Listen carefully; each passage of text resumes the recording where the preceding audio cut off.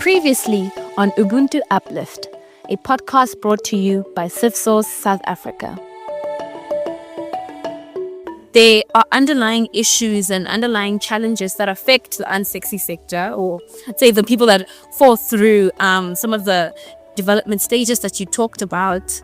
From your experience, I'd say, what are some of the biggest challenges that you see that urban youth are facing right now? I think that a lot of it boils down to safety. In those, you could say safety for all the things you mentioned. So access to safe urban spaces, access to digital inclusion. Yeah, Is that where do you go? Where do you go consistently? Where you're going to be able to sit down at get Wi-Fi connection, be able to do the work that you need to do, make your connections, make a phone call, all these things, again, that are often taken for granted. Welcome back to Ubuntu Uplift, a podcast exploring philanthropy and its impact on South Africa's youth, brought to you by CivSource South Africa. I am still your host, Oratile Mokase, and in this second episode in our series on targeted philanthropy, we are continuing the conversation on what effective philanthropy looks like for young people in this beautiful country. In our first conversation, we focused on the broad perspectives around how philanthropy can uplift young people, specifically in the urban and peri-urban areas. Today, we turn our attention to a group often overlooked, the rural youth. Rural communities in South Africa face unique circumstances. Limited access to resources, fewer opportunities, and structural barriers that can feel overwhelming, just to name a few. Yet, within these challenges lies resilience, creativity, and untapped potential. To help me unpack this, I'm joined by Zodwa Madonsela from Imagine Scholar, an organization based in Nkomazi, Mpumalanga, that has been working to empower rural youth in transformative ways. I'm excited for this episode. Oftentimes when we think about philanthropy, we often leave the untapped potential, as Zodwa you put it, in the rural areas rather.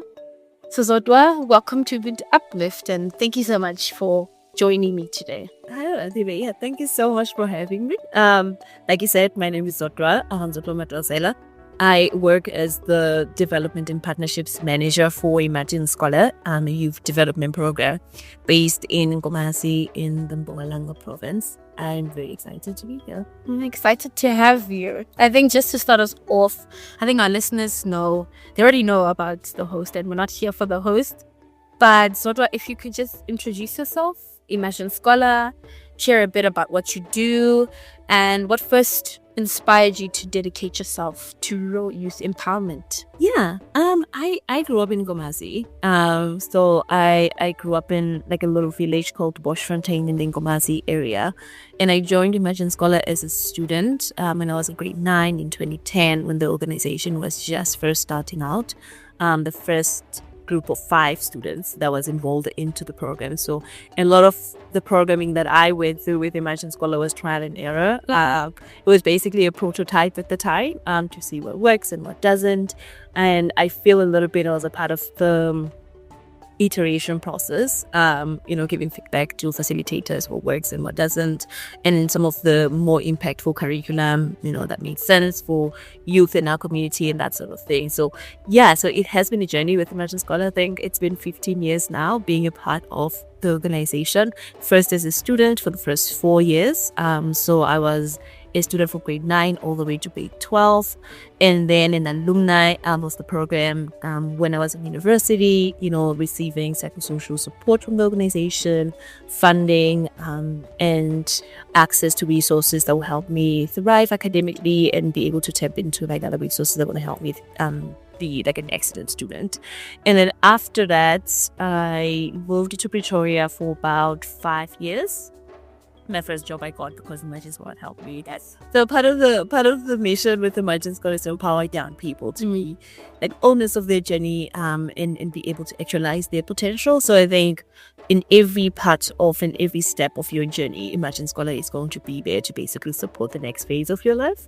So this is going through high school, going through university, landing your first job, finding the next opportunity until you become like an entrepreneur who's then able to give back to the community and create opportunities for other people within the community. So I think that's a little bit on my journey. I think Imagine Scholar itself, again, it was launched in 2010. The initial idea with Imagine Scholar was going to be a bursary scheme program, like help young people in rural communities get access to tertiary university, tertiary education. But I think upon reflection, Corey, the founder, Corey Johnson, he's a US citizen. So he realized that like what young people in rural communities need isn't necessarily access to tertiary. It is help to basically actualize their potential so then they can self-qualify for tertiary university and get like bursaries and sponsorships and that sort of thing. He basically was like, what the community needs is leaders, right? And this is the kind of leader that the community needs. How do we then reverse engineer the kind of leader we want to see within the community? And so hence the birth of Imagine Scholar. A lot of the work that we do is very centered on helping young people discover what their passions are, rewrite their stories, and be immune to the negative stories that society tells about them, tells about their community, tells about their families, and write a more positive story about what they're capable of and what they can achieve and what's possible, basically, with their future and stuff. So a lot of the work is unlearning first. Initially, you have to do a lot of unlearning as a student and then get to the point where you start creating new stories and start creating new opportunities for yourselves and start seeing possibilities of what your future could look like.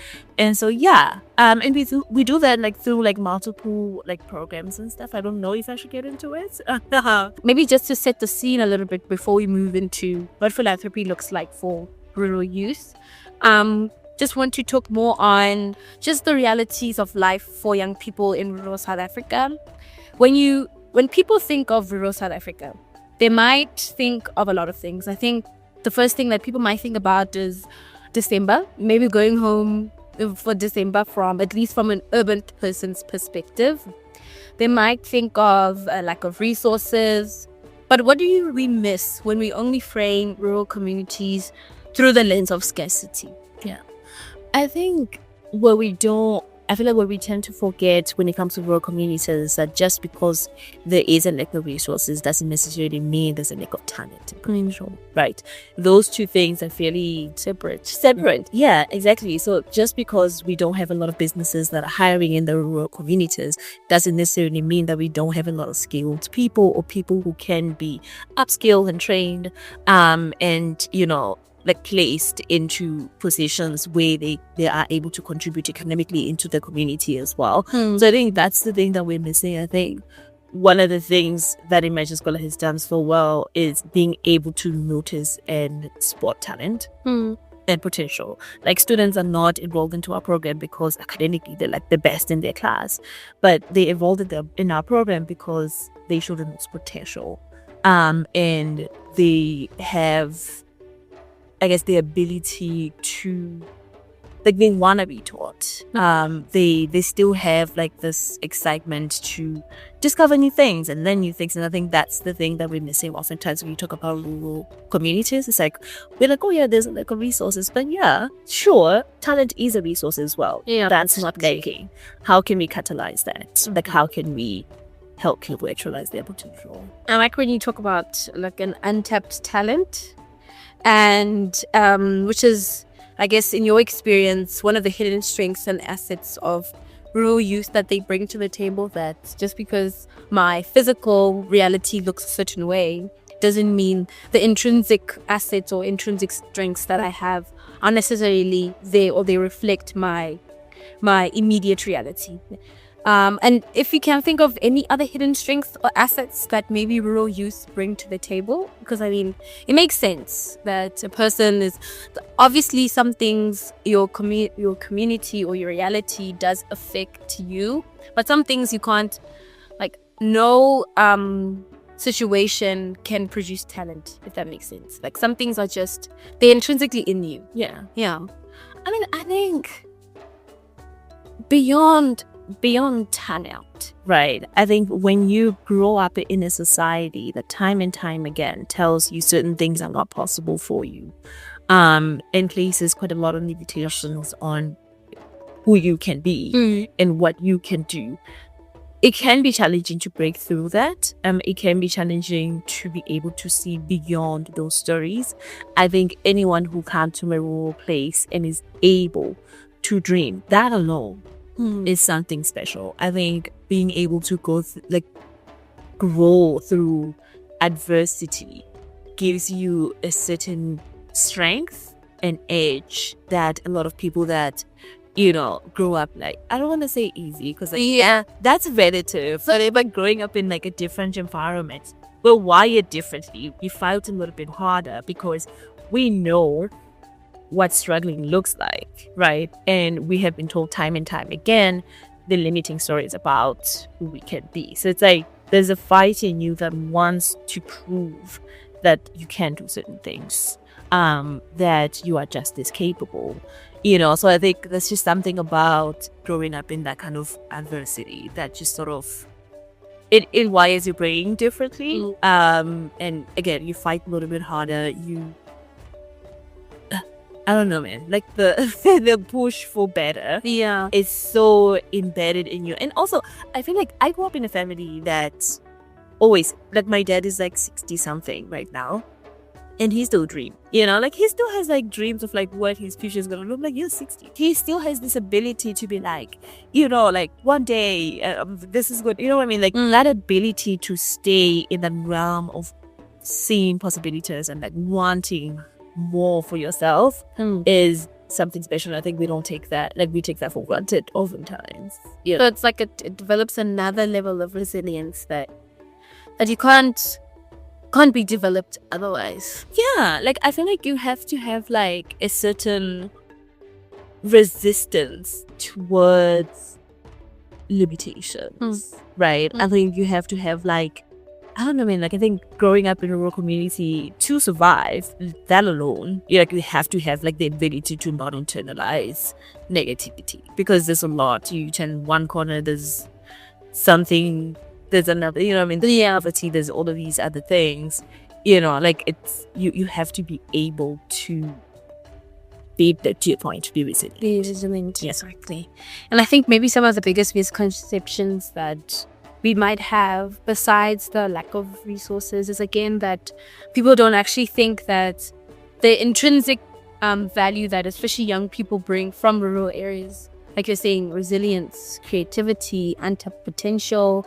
And I think there's a perfect word to put it. There's a word called grit, which is like in Sotho it's called hang. Like you refuse to just let things bring you down. Yeah. So it's like that hang in you. So if you could think of maybe some of the other biggest misconceptions that you've seen, maybe outsiders or maybe funders have specifically about rural youth.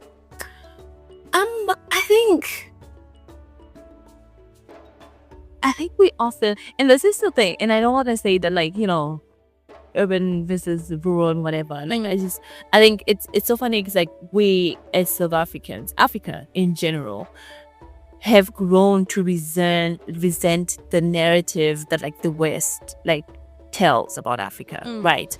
Oh, they're poor, oh, there's diseases, or they're incapable, we have to come and rescue them all the time. I feel like low-key, rural communities have something to offer, right? Just like any other community. And I think it is a responsibility also. I mean, one, it's a responsibility of the community itself to be like, here we are, right? And here are some of the things that we've done for ourselves. And, they have a little bit of like, you know what I mean? But I also feel like philanthropy in South Africa is very centered in like the big cities like Johannesburg, Cape Town. And there's this view that they have with rural communities that like rural communities are just there to receive, to be rescued. They need like experts to come and like save them and that sort of thing. It's like there's so much value that you get from the community itself. There's so much context that you're not getting when you're in an office in Johannesburg, that you only can get if you are on the ground having conversations with the people you serve, with the people you work with, and with the people who actually live this reality, right? So I think that's a big one for me. It's like this view of rural communities as just being like giving them a handout. You're not giving them a handout. Like, how can you, as a philanthropist or like someone who works in the space, how can you create a relationship that's a lot more equitable, as opposed to, let me save you from this reality. It's like, how can we co-create something that makes sense for your reality right now? I think that's the approach that philanthropy in general should be taking. Yeah. I think it's one of the main reasons why I love having conversations like this is that it actually even brings up things in a person's own beliefs. So, for example, for me as the host or a listener that is listening from whatever part of the country or the continent they're listening from, it brings to light some of the misconceptions that you might have had that you didn't even realize. Yeah. And I think it's more specifically when you talk about the point of when we think about philanthropy in rural areas, oftentimes it's a sense of giving and just, I want to say handouts, because it's giving yes to specific things that are needed, but again there's a lack of that relationship, like you were saying, the lack of building people or teaching people how to fish, and it's more of like giving them the fish. It's like, how do we, like, there's no collaboration. I don't want to say collaboration, but there's no co-creation. It's like, we designed a program in Johannesburg, right? And then we go to rural communities where, like, we have designed this really nice program that we think is going to be helpful for you. But it's like, Just two different realities. two different realities. It's like, how do we bring the people who are experiencing that reality onto the table and say, what do you need? Right? How can we create like a program that makes sense for your reality or your context? What are we missing? You know what I mean? So being able to ask those questions and have like a two-way conversation, to create these programs that are supposed to be helping rural youth. It's like, if you're designing a program in Johannesburg, question for you is, have you had a conversation with rural youth? You know what I mean? Like, do you understand the context? And what can you do as an individual to better understand the context in which they exist in? So then you're responding to a need as opposed to responding to, or maybe creating something that just sounds great. So when we hear the term targeted philanthropy, what does that mean to you in practice? In Mpumalanga, like, what does that look like? I think I told you a little bit about how Imagine Scholar came about, right? It was supposed to be a bursary scheme. We'll give you money, go to tertiary, right? But then the question is, when you do go to tertiary, are you going to excel in tertiary? Do you have the skills to excel in that kind of environment? Do you have the social skills, the academic skills, the psychological skills? Like, do you have the equipment to thrive in that kind of environment? And if the answer is no, then you're responding to the wrong need, right? Then you have to go back to the drawing board and be like, okay, what does the community need right now? They don't need a bursary to go to tertiary, because even if they do go to tertiary, they're going to fail. And then they'll come back to the same community and face the very same systematic struggles that they were facing before they even went off to university, right? So the community needs people who have the capacity to face that kind of environment and thrive, right? Not just pass, not just survive, not just survive, and thrive. If they're thriving in that environment, can we then help them thrive in different environments? The workplace, can they thrive in their workplace? And what does that environment need? Someone who's an independent thinker, someone who's innovative, someone who's creative, and someone who's very self-driven, then has agency and all of these other things. Like, okay, great. How do we then create a program that responds to that, right? And so beyond that, also the community, what does it need? It needs, there's not a lot of businesses in the Nkomazi area. There's a lot of survival businesses in the Nkomazi area, but there isn't a lot of hiring power in this space, which then means the economic growth of the community isn't as fast as somewhere. I don't want to say Johannesburg, because it also needs economic activity, and it needs people who are then going to be like, I will start a business. I will be a leader in this space. I'm going to make a difference in this space, right? It's okay. What does that look like in action? Can we design a program that then also focuses on that kind of agency. Someone who's like, I have a business idea, I can develop it. There's this thing called Austin's butterfly, I think, that we teach our students, like, do we have someone who's okay with failing and trying time and time again, and making sure that like they pursue this idea to fruition, make it something big and something impactful and that sort of thing. It's like, how can we capacitate you so you're a leader in the community who starts a business, who creates opportunities for yourself and other people as well, who becomes a mentor, who becomes a role model for like other people. When I grew up in Boschfontein, I had no role model. Like there wasn't anybody who was studying like an ECD center or studying the business or like dreaming beyond what's possible and doing all of these crazy things. You know, so it's like, how do we create those individuals within the community so that it not only it becomes like Imagine Scholar becomes like an oasis that then expands across the community itself. That's responding, that's targeted philanthropy. Understanding the needs of the community, understanding the needs of the individual, and then creating a program that responds to those needs, as opposed to creating a program that sounds nice and fits like a mandate for a corporate company or like fits, I don't know, like fancy metrics. Yeah. Right? Yeah. Imagine Scholar does it like we don't even use the traditional metrics to measure like impact. And for us, Imagine Scholar is like a 16-year journey, and we tell our students all the time that once you join the organization, once you join the program, you're in it for the long haul, and you have to sign a contract with yourself to say, this is my journey and I'll take ownership of it, and I will walk alongside you, right? As a student, as a university graduate, as an employee, as a business owner. Right. So you had like it's very, Is that from birth up until yeah, it's very centered on like, this is what you need to become the leader you want to be. You said you wanted to be a leader in the interview when we had a conversation about joining Imagine Scholar, right? Here are the skills that you need to thrive in all of these different environments and different phases of your life, right? And here's how you become an empathetic, impactful leader in your community. And then everything is just yeah.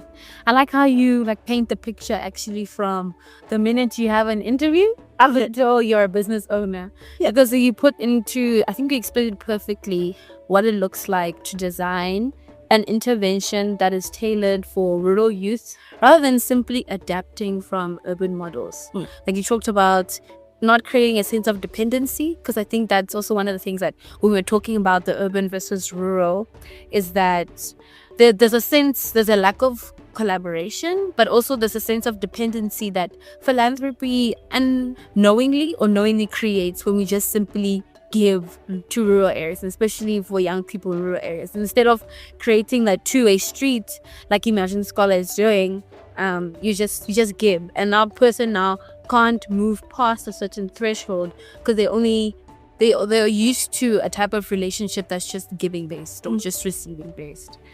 So yeah, I think going on to the different ways that you kind of pictured a young person in this intervention as a high school student, and then as a university student, then thereafter as an employee, as a business owner.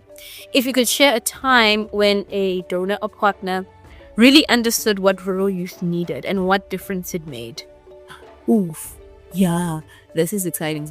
Here's my job basically for Imagine Scholar is to find such partners.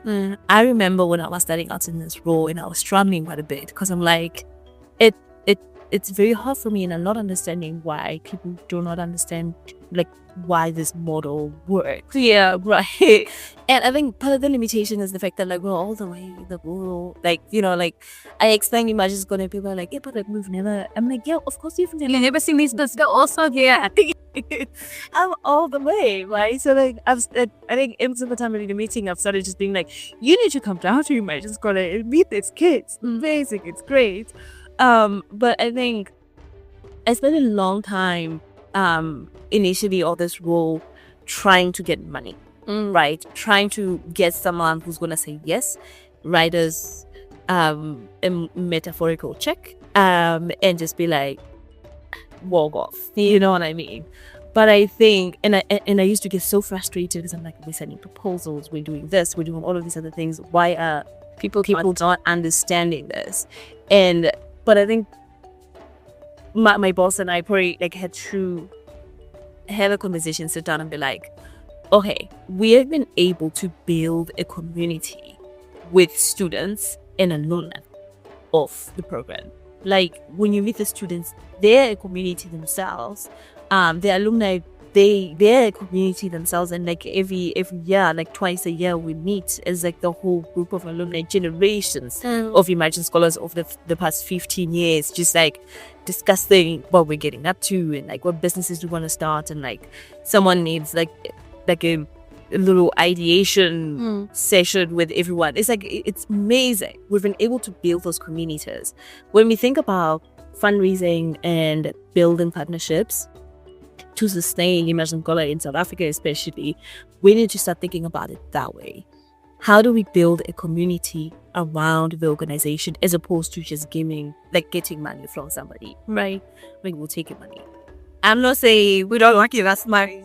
Yeah, give us money, please. But I think we needed to start looking at fundraising from that lens as well. It's like, how do we build a community that understands what we're doing, values what we're doing, sees the impact of what we're doing, and they want to be a part of it.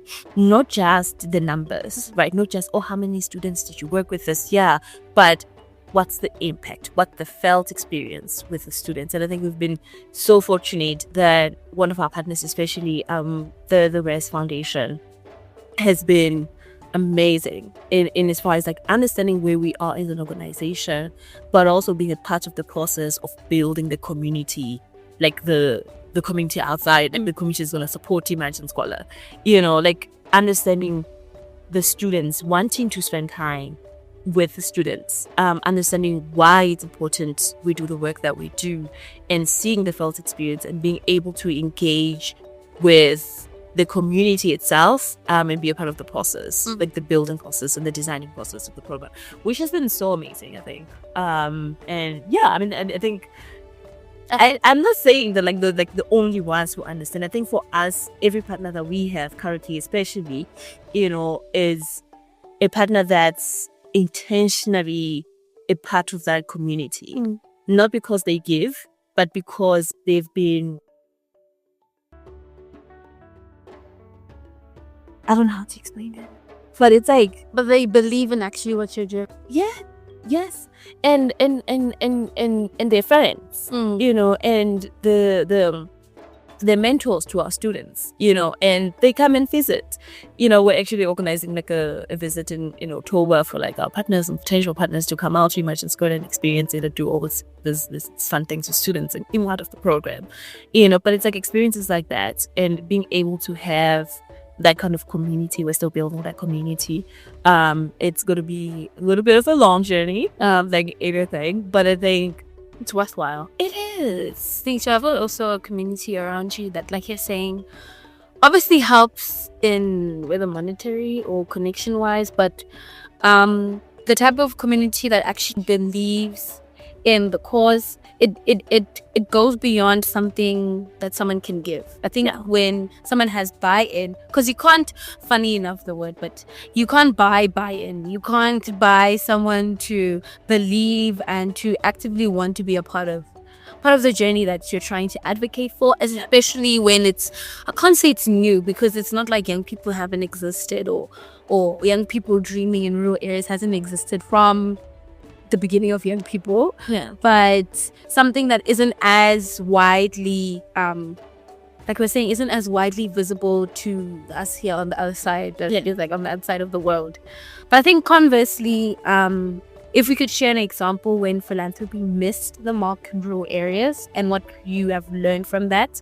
And I think this question is important because it's not to name and shame, but it's because we're having a conversation on what targeted philanthropy looks like and how it's effective. It's also important to say, this is what it's not.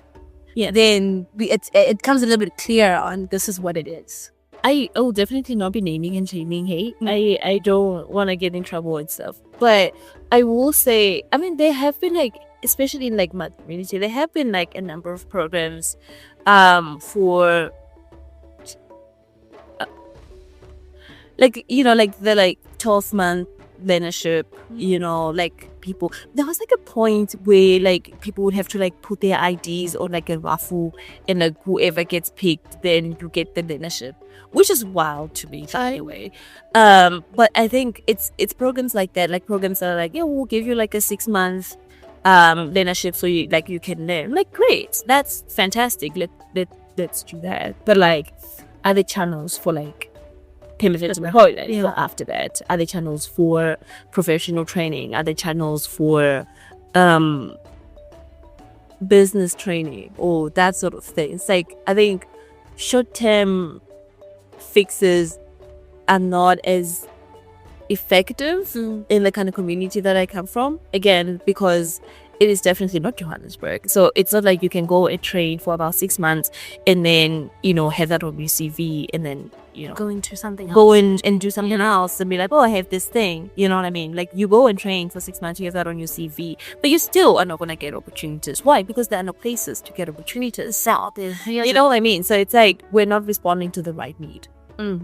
I think that's the thing. I think we can't do short-term fixes in rural communities. What we need to do is focus on the deep work that's required in order to create the leaders that are then going to create the spaces where people can be like, hey, I have like a 6-month internship experience. Can I come in?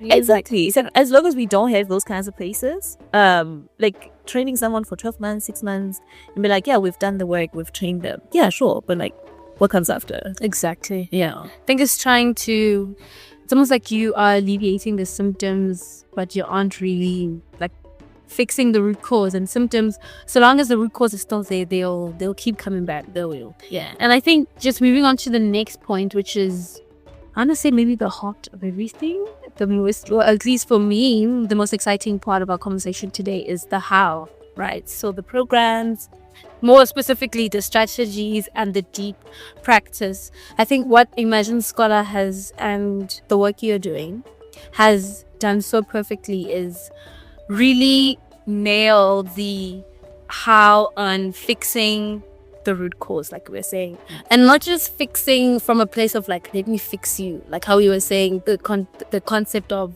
I'm coming to save you, but like addressing the root cause so that there is no need for a short-term fix. Yeah. So I think if Imagine Scholar focuses on long-term empowerment rather than short-term fixes, why is this approach so important specifically to like a rural setting? Yeah. I mean, I think it's important because it's sustainable, right? I think I'll make it like the example of like the short-term like internship, right? Like, you're employed for about 6 months, but then you're unemployed for like the next couple of years. You know what I mean? Like, it doesn't fix the root cause. It doesn't fix the problem. It just puts a bandage on the wound, and they're like, okay, off you go. And there's still infection and all the things. This gross. I'm sorry. I don't mind why I did something, but it's also, I think, a stumble. But I think that's the trick. It's like, how do we radically but sustainably change communities? I think that's the question, and that's what programs and organizations that work in the rural space need to figure out. It's like, how do you radically but sustainably change the community?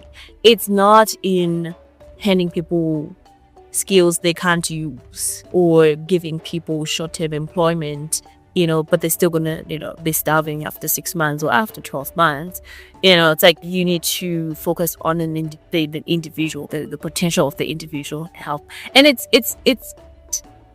trusting also, that I feel like a lot of organizations are like, there's this lack of trust in the other person's ability and capability. You know what I mean? Like, they show up and they're like, yeah, we'll give you employment for a short while, but there isn't like the trust that you are capable of actually done it. Yeah. So like, I think the first job that the first thing Imagine Scholar has done really well is trusting youth to be able to solve societal problems. You know what I mean? And then after that, it is shifting the stories that youth have grown up with like I said, I grew up in the Nkomazi area. Like I will firsthand what it feels like to be told, oh, that's for rich people, or like you're black and therefore you can't get these opportunities, or you're female and therefore you can't access these resources and that sort of things. Like I know what it feels like to hear those limiting stories every single day. So first part of our job also is, how do we recreate the stories? Like how do we change that narrative in your head that tells you are incapable, you need to be saved, you're not as capable as someone who's growing up in a different environment, and that you can only dream so far. What Imagine Scholar basically says is, don't think outside of the box. There's no box, right? Forget about the box. Or there's no breaking through a glass ceiling. There's no glass. There's nothing up there. Nothing at all. You can go as high as you want. You can go as wide as you want. In terms of what you are capable of, you don't have to be a teacher. And I'm not saying that but I'm just saying that you can be a teacher if that's what you want. Yeah. But you don't have to, right? It's not the only path that gets you employment. You don't have to be a cop, like a police officer. You don't have to be, you know what I mean? Like you can be an physicist. That's the word. Yeah, astrophysicist. Yes. So we have, I think it's opening up that possibility in the mind of the student, right? We're not saying, oh, there's something wrong with you. What we're saying is there's everything right with you, and you can go as far and as wide as you want, right?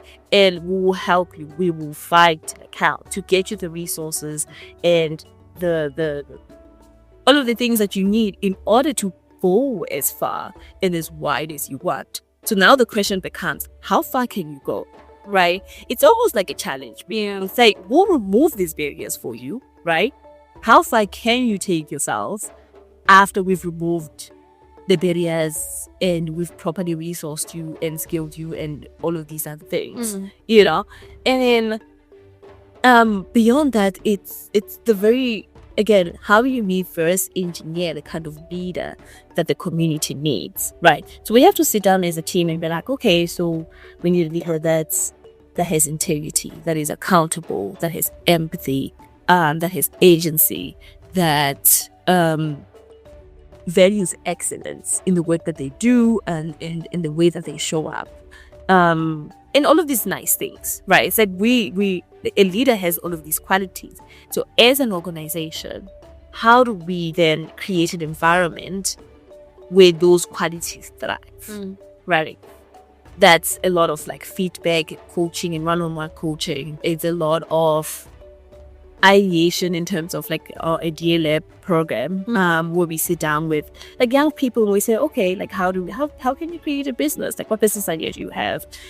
How do we help you actualize this business? And also there's no time frames to it. Also, we're not saying, oh, go through all of the life phases, then you can create a business. Obviously, in order to have, I think a lot of people need to be upskilled, and have a certain maturity to be able to do certain things. What we're saying is, in high school, you can start a business, right? And we've challenged our students time and time again to be able to do those kinds of things. We had one student, I think it wasn't me, so we had one student who was given 100 rands, to go start a business. I think he started a muffin business and he made 2,000, right? I think that breaks the barrier that business is difficult and business needs you to have 1,000 resources and have large amounts of capital. It simplifies the process. It says you can start a business right now, right? You're more than capable of doing that, and we'll help you get the skills and resources in the market if that's what you need in order to be able to make that happen. And then beyond that, also it's how do we then create the leader who is committed to changing their own community, right? Do you have a personal investment in the community itself? We're not saying that every Imagine Scholar is supposed to cut back, right? But we are very certain that for every 100 Imagine Scholars that were offered to the world, at least 20 of them are going to come back, right? Because they have this sense of ownership of their community.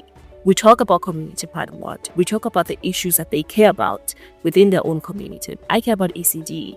and making sure that like education systems in the Nkomazi area are like up to par and like can compete with like urban education and that sort of thing. So I started in the ECT. Like it's that simple. It's like you care about this problem, then it's your problem, right? If you care about the societal issue, then that's your issue. Promise cares about healthcare, so she started a clinic in the Nkomazi community, right? Carol cares about maternity support and helping young teens navigating pregnancy and get nutrition and be able to like self-sustain and that sort of thing. That's her problem now. Now she's running a program that supports. So it's like there's a sense of ownership when it comes to societal issues, and that's part of the programming with Imagine Scholar. It's your community. No one is coming to save you, right? What do you need in order to solve this problem that you care about, right? And then the journey begins. From there.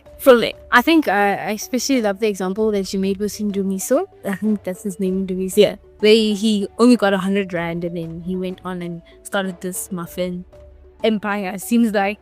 And he was able to even earn more than what he had initially been granted with, could say. And it's funny because, well, not funny, but it's very telling to the effects of, like we said, targeted philanthropy, because even if he didn't go on to sell muffins or start a bakery or a business for the rest of his life, the skills that he had developed in actually going through that process would then go on and affect his life in a different way than he would have imagined from just simply selling muffins. Yeah. And I think even when you make the example about Carol and the clinic and the young teens pregnancy support program, it's like, again, I'm trying to like compare the skills that you learn from a muffin and how that translated into an actual, selling muffins is an actual business, but you know what I mean, like an actual thing that now that you run with your life. I think it's very telling about how you balance certain things, just your academics, personal, leadership, growth in young people by teaching them these small skills and these activities that might seem mindless to them at that time. I can say for myself that sometimes some of the biggest lessons that you learn aren't from these huge tasks that you take on, but it's from small things. Exactly. Yeah. So would you say that Imagine Scholar has learned to balance that academic, personal, and leadership growth when you work with young people?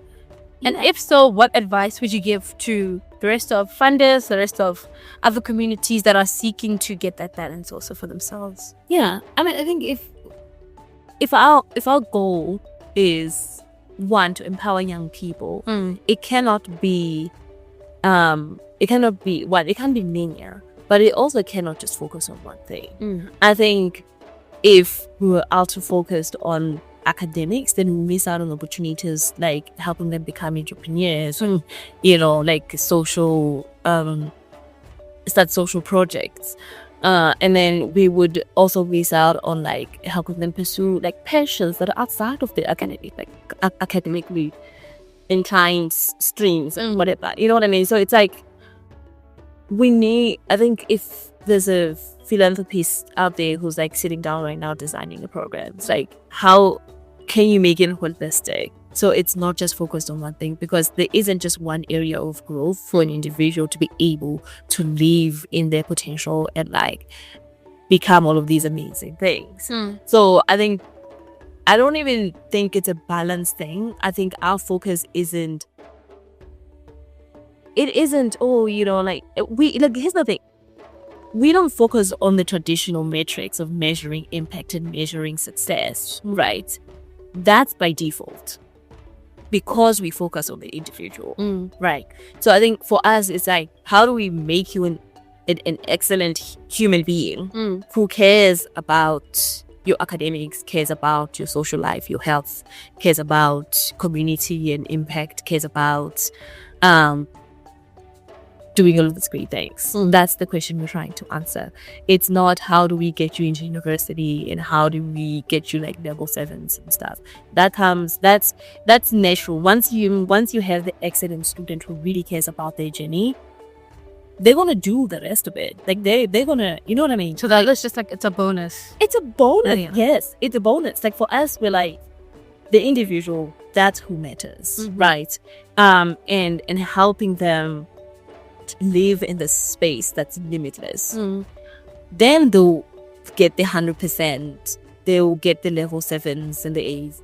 I don't know how people measure their scores and stuff, but then they'll start the business and they'll succeed in the business, and all of these other things. So as the traditional metrics are by default, and like they're like a nice extra, but our focus is on the individual and helping them become the best that they can become. We still have like things like our meta learning curriculum where we don't teach academics, but we teach like learning strategies. Like we base our whole entire meta learning curricula on this book called Learning How to Learn. Like, how do you optimize your time? How do you study better? Like, how do you, like, can you understand how your mind retains information? And like, how do you learn better? How you become like an excellent learner. And this is not just, you excellent learner in university or excellent learner in high school. It's like, how do you become an excellent learner in life? Because you're going to get lessons throughout your entire life, and you need to be able to be the kind of person who's open to learning, growth mindset and all of that. But I think that's our focus. And then we get the traditional metrics by default. So it's like that you are developing to solve the root rather than to aim for the results, basically. And I think when we talk about maybe the individual's development and talking about the community that comes thereafter that helps that person become the best person that they can be, I think my next question then would be, what role do mentorship and role models play in rural youth empowerment, especially when opportunities or networks are limited, or even if when there's a high turnover of resources, funding, or even staff? I think we talked a lot about how if we could have 100 Imagine Scholars, the 20 would come back, right? So then how does mentorship and role model then play into rural youth empowerment? That was a long-winded question. Yeah. I mean, well, it makes sense. No, it makes sense. I think I didn't grow up with a lot of role models in my community, right? I think there was a lot of, I think a lot of the times that my teachers were just like, you need to focus on your academics, otherwise you'll fail and become, and it was things like that. And we grew up around. There wasn't, like, look at this person who's done all of these great things. Like, these people who have done these great things were people in like, so like negative role models, basically. Basically.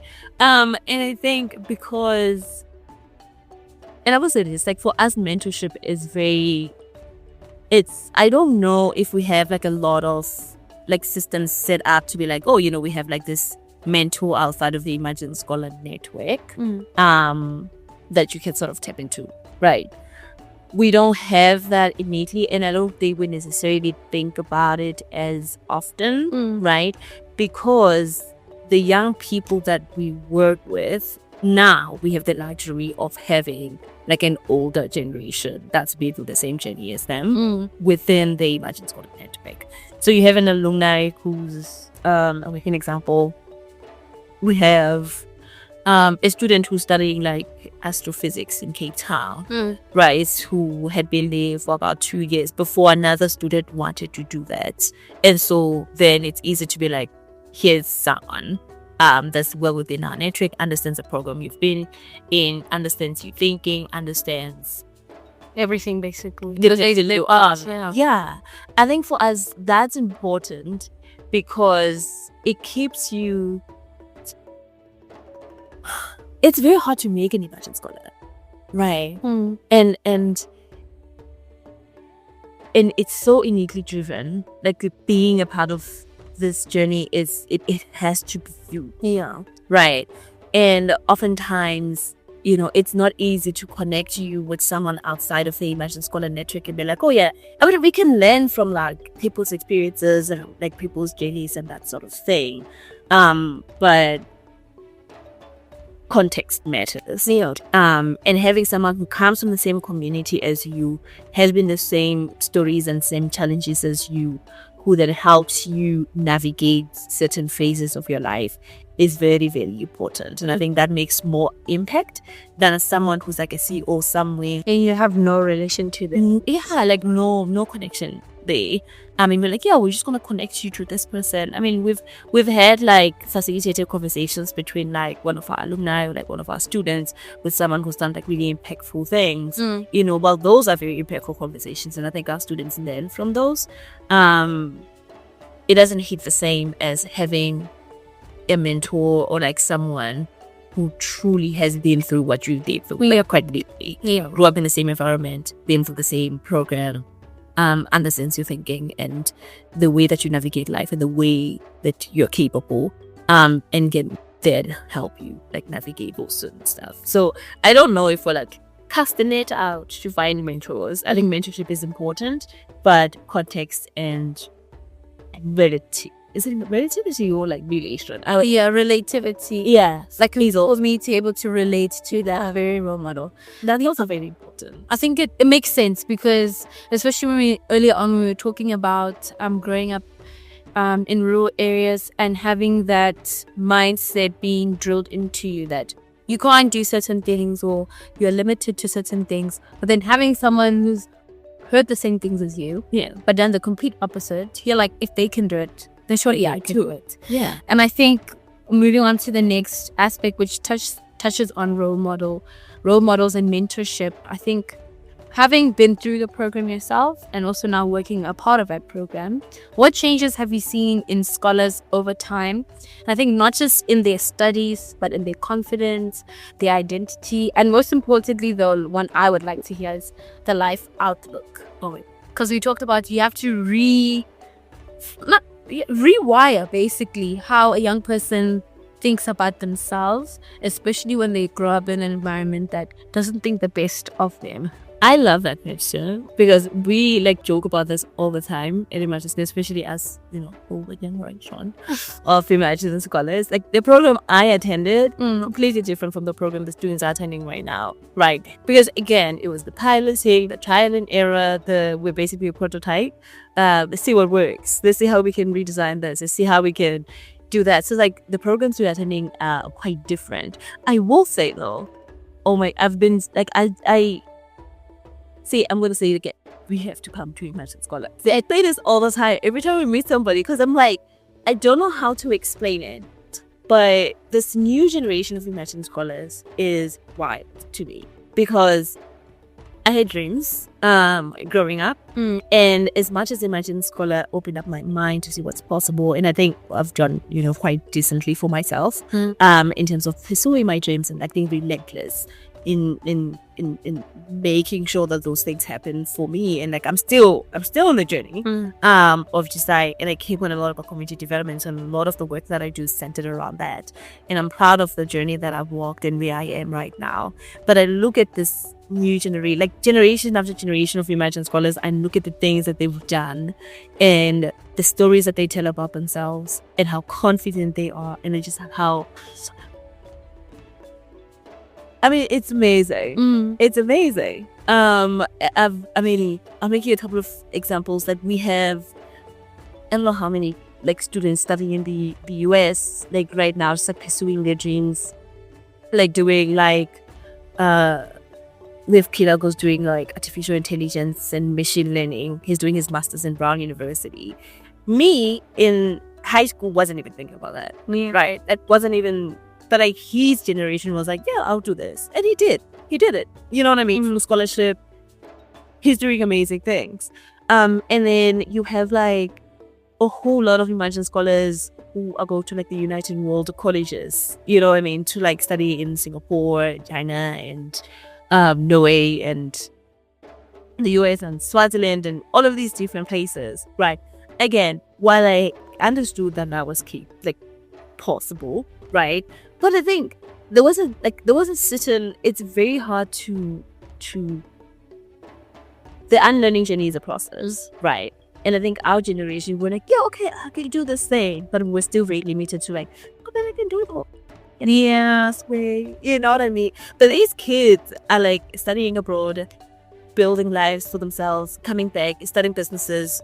Purpose runs a clinic. This is like and promising that we're in the same generation, right? When the same cipher, the cipher was promising. Like, I remember on ECD, and I'm like, love that, right? But never in my wildest dream was like, I'm just gonna open a clinic. And she sees like 120 to 150 like patients per week. You know what I mean? And that's impact. That's amazing. You know, and then like you have these kids who are like, I don't even know anybody who was studying like astrophysics. Like I didn't like from rural South Africa. Like I don't know how many people who know somebody who's like, yeah, so I will just don't do this thing. Why not? You know what I mean? So like their capacity to dream and pursue those dreams relentlessly and actually be able to achieve those dreams is far greater than ours. So I think with every generation of Imagine Scholar, the dreams become bigger, right? And the capacity to achieve those dreams also becomes bigger because the resources Imagine Scholar has have grown over time. Yeah. As well. So it's almost like that thing, like when there's no glass ceiling, how far can you go? Exactly. And they've shown us over the past couple of years that they can go quite far. I mean, it's been amazing. So what? I can only imagine the people coming after and I think that's the beautiful thing about just helping someone be better and not making someone into something. Makes sense. Like it's up to you. Like you said, who would have thought someone from rural South Africa could have been doing the amazing things? And it's funny because they thought. And because they had the opportunities to now put those actual steps in between, like you're talking the reverse engineering. Yeah. They always thought they could do it. They might just didn't know how. Yeah. And now when they have the resources to know how, they're like, why not? Yeah, I feel like a little bit with our generation, there was still the question of, am I allowed to? Can I really? There was that reservation. Right. But I think now you have like these kids who are just like, it's not even a question of whether they can. Right? Like for them, it's, well, how far can I take this? Like, how far can I go? Which puts things into, like, I feel like it shifts the dynamic quite a bit because it's not whether or not they can, it's how far and how big and how hazy. And we've seen hazy. Like, I mean. And I like how the scholars themselves, they practically shape the programs you run. That's true. And I think when you even talked about the contracts you signed, it's not even a contract with you, a contract with the team, it's a contract with themselves on the are they willing to go the extra mile for themselves, for their future. And because of that commitment to self, it just trickles down into the community. Yeah. I think that actually leads me to my next question. That wasn't on purpose, but what role do you think families then in schools and local leaders play in strengthening or even maybe sometimes challenging the work that you do? Yeah, I think when Imagine Scholar first starting out, it was a little bit tricky because one, it was hard to get people to understand why the program even exists and the kind of impact it's trying to make and why it's important. I mean, I have a very supportive family. So my mom never really understood Imagine Scholar did, but she was like, you know what, if it helps you, please, go ahead, do the thing. So I would attend like once a week, every week, and go to like Saturday sessions and that sort of thing. She never really understood why I needed to do this. But she was like, I will support you. But it wasn't the case for like every student that enrolled with Imagine Scholar, especially since parents could not see the impact. Yeah, immediately, yes. Like they can see, like, you're becoming more fluent in English. You like that. That's fine. But they don't care. Like parents and like they're barely invested in even your education. They just want to know if you're passing. You know what I mean? It's almost a pass. So that's fine. That's fine. So it was hard for them to understand why their child is going to high school and then has to catch a taxi and go to this other school on top of school. Yeah. And spend these many hours doing this extra school. And there was this fear that like, if they're attending these extra classes, then they're not investing as much time in their academics, but if they fade and whatever.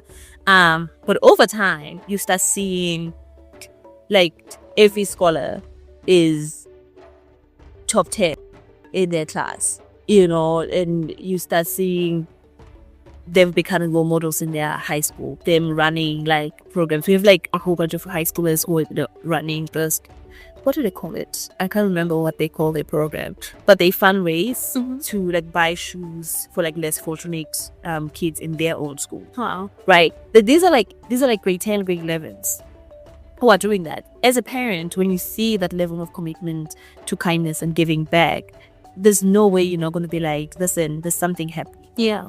And then you see their results, you know, they like top 10 in their class. They like there's a dedication to like their education and their academics, you know, like they have like a planner. Like all of our scholars, we give them planners, you know, on your planner every single plan your whole entire week. We have like a time dedicated to them, just like planning their whole entire week, committing to that plan, setting time aside for study. As a parent, when you see your child shift from, oh, after school, what I'm going to do is I'm going to go hang out with my friends, to after school, what I'm going to do is I'm going to spend 2 hours studying.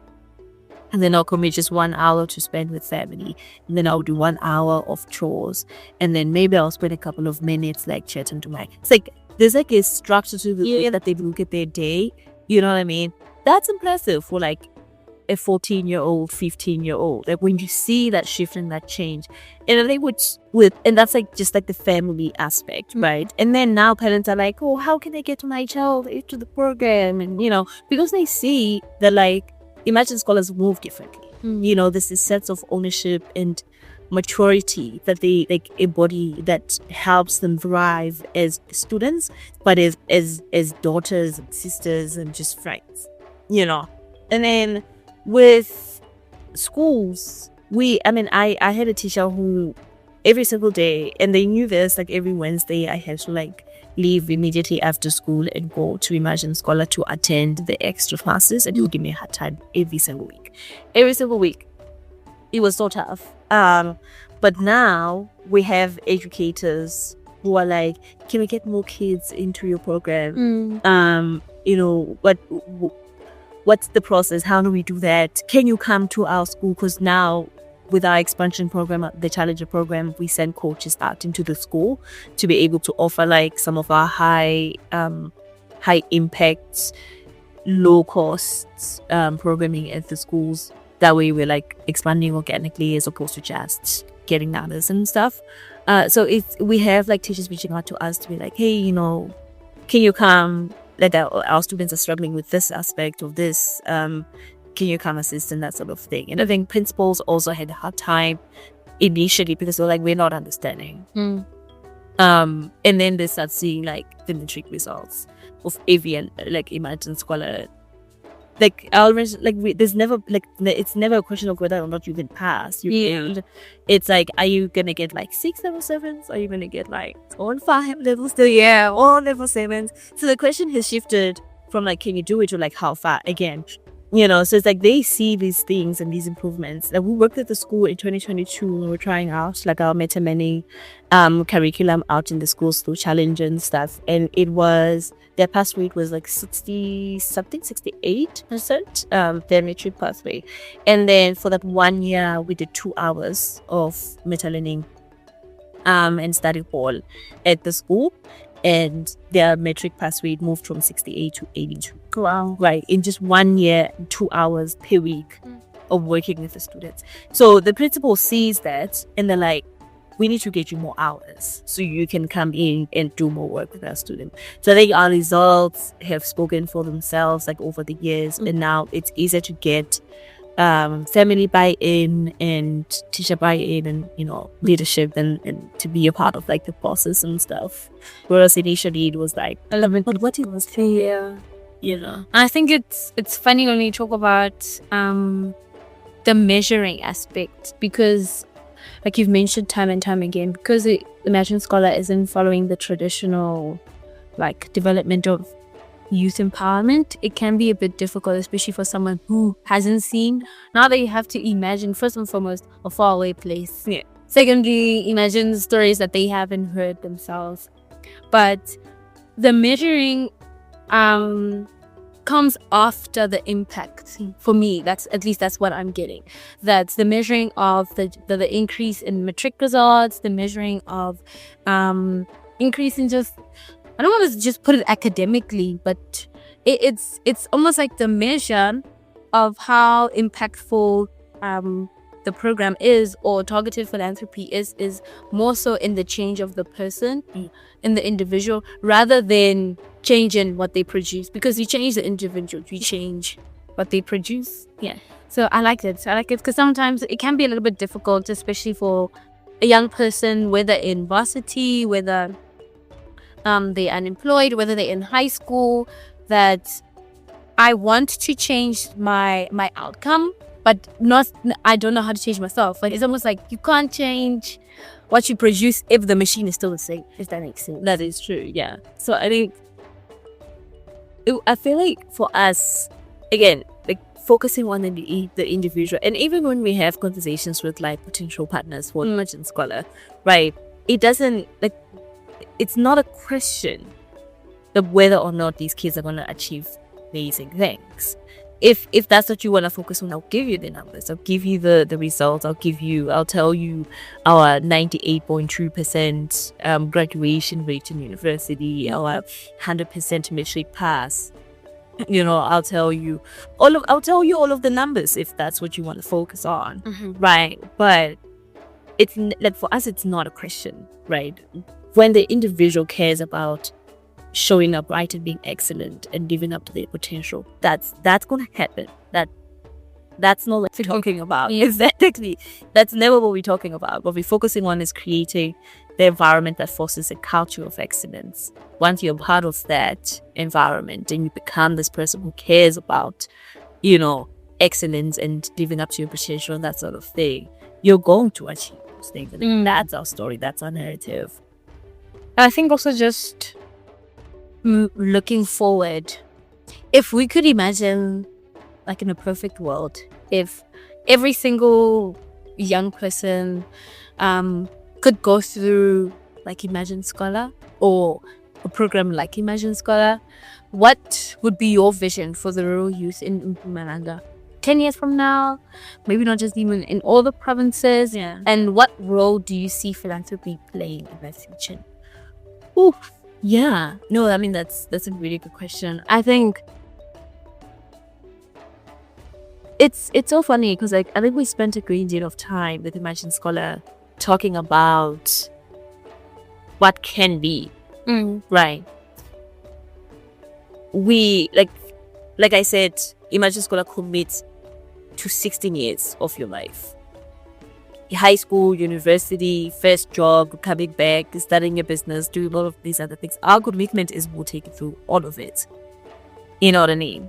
And this is our 15th year as an organization, being born and running and doing these other things. So I think even with like having conversations with partnerships, we're basically asking people to buy into the future, right? We're saying, just trust me. Trust us. So because we see it. We see the vision, and we're hoping you can see the vision, right? But I think it's been so fun seeing the vision come into fruition with the first group of alumni who are now starting the businesses and making the impact. So there's like exactly that we've been talking about. Like, I think every conversation we're like, listen, these people are capable and have done these amazing things, and trust us, they are going to come back to the community and they're going to make this kind of impact, and this is what our mission is, right? Capacitating them so they come back and they do these things, and it's going to be wonderful. This community is going to shift from what it is right now to what it could be. It's like our 15th year. We're still saying 16 years, but now, again, I was one of the first class and I have my own ECD center. I've hired 5 people who work for me. That's me creating an opportunity for myself and 5 other people. And then there's 5 other families. 5 other families, exactly. And then you have Promise, who sees 120 to 150 patients at her clinic. That's impact. That's real impact. That is what we've been selling this whole entire time. Now we can make examples and say, this is what we're selling. Like, this is the future we're talking about. And I think, and you have like Muzi, who started like a farming co-op, who's like helping people like tap into markets in the farming space. And you have like Carol, who works with like 20 young teens who are struggling, she helps them get the nutrition they need. They go through their pregnancy and like start businesses to sustain themselves, and connects them to like health practitioners. She connects them to Promise, who connects them to Koliswa who does like, counseling, she does psychology and stuff. So there's like, and there's Mandy's who also volunteers for Carol's program. She's a nutritionist. So you have these alumni who are naturally creating a network that's interconnected within the community that makes impact, real impact in the most important aspects of social issues, education, health, food sustainability. And you have Justice, who's now working with our Challenger program, who goes out into the schools and creates like this community, these chess communities for like young kids, who play chess and just have fun, but also learn about life and strategy and how that can be like translated into real life and that sort of thing. So you have all of these things that are happening currently. I could make like a whole bunch of other examples of like people who like started businesses and doing all sorts of things that are amazing. But that's the dream. That's the Nkomazi we want to see. Maybe South Africa, like if we're expanding to other provinces and stuff. But young people taking on challenges within their own communities, creating opportunities for themselves and other people, making real impact on the ground. That's what we're selling, and we're there now. We're living it. And each year there's new, like we have Florence, who started like a honey farming business. I didn't know that was a thing, but she started like a honey farming business, in the Bushington area. So you have all of these amazing things that are happening. Yeah, like this is like our 15th year. We're not even there yet with the first, even me, who started in like I'm not even through with my own 16-year journey, right? So you have all of these things happening each and every year. There's going to be alumni who are coming back and starting business each and every year, guaranteed, right? That's what we're selling as an organization, and that's the impact we're trying to build. And once that expands out to the Nkomazi into the country, imagine what the country would look like. And I think that's when I was thinking of the whole conversation around targeted philanthropy. That's the end goal I was thinking about. So it's like having these conversations with yourselves, with our first guest. It's like we're trying now to work backwards on how do we actually get there from today. And I think if you could speak directly to funders and philanthropists who are listening, what advice would you give about investing in rural youth in ways that are authentic and lasting, that aren't just monetary? We can't deny that monetary support and investment doesn't help. It helps. Unfortunately, the world we live in, it helps, but it can't be the only thing. It can. No, I mean, I think what I would say is you need to try to build true partnership with the people you fund, right? You can't give money and walk off. I mean, we'll take your money, but you can't. That can't be what philanthropy is in South Africa. You know what I mean? I think we have to be able, couple of things. You need to be able to understand that a lack of resource in rural places and rural communities doesn't necessarily mean a lack of potential in that community. 2, you have to ask yourself, right, if you're choosing to focus on just urban investing as opposed to rural investing, are you doing that because it makes sense in terms of impact, or are you doing that because it's easier, right? Because investing in rural communities, I'm not gonna lie, it is a challenging road, right? It's but we have to be brave enough to do the hard things so we can make real impact. And number three, how have you been intentionally becoming do you have the intention to become a partner? Like, how can you? Here's how I'm going to phrase it. I feel like I've been struggling how to phrase it. How can you intentionally become a partner for the communities you serve? And number 3, are you responding to a need that is identified by the people in that community, or are you creating a program that sounds nice? I think that's all. Yeah. Because give us money. Give us a yeah.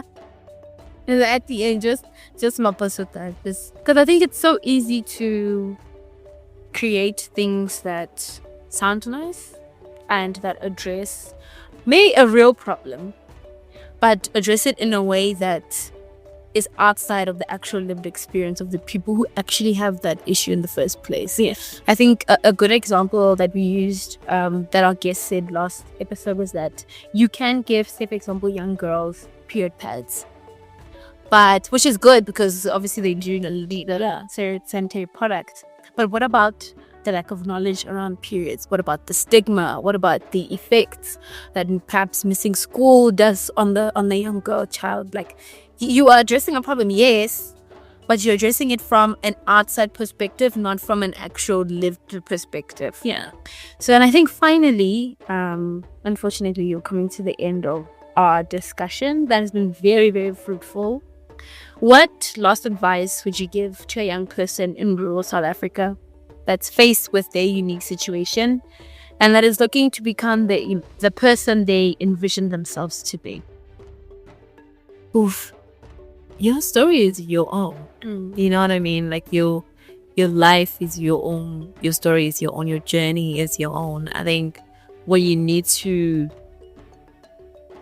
figure out is, what are the things that you're passionate about? Like, what's the thing that wakes you up in the morning and that drives you? And how can you then draft an execution plan that gets you there?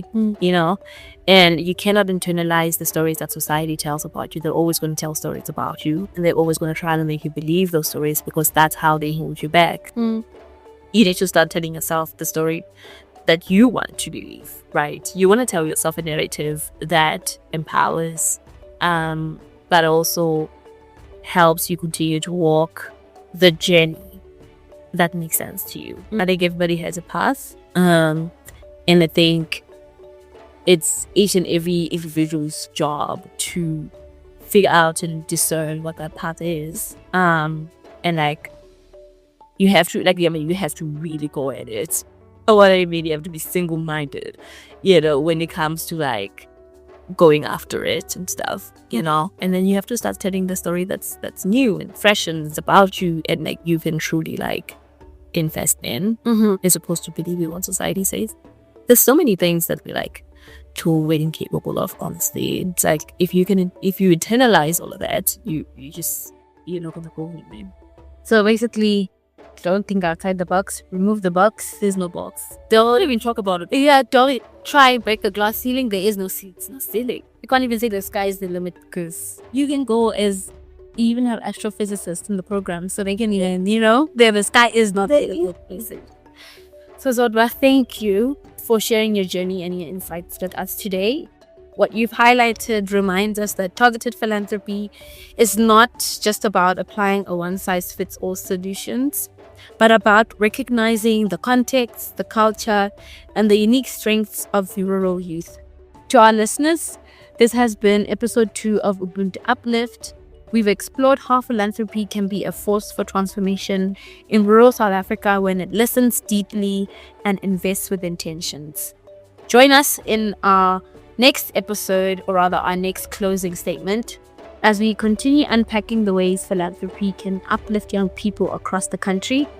Until then, I'm your host, Oratile Mokase, with my lovely guest, Zodwa Madonsela, and this is Ubuntu Uplift, where youth empowerment meets collective responsibility.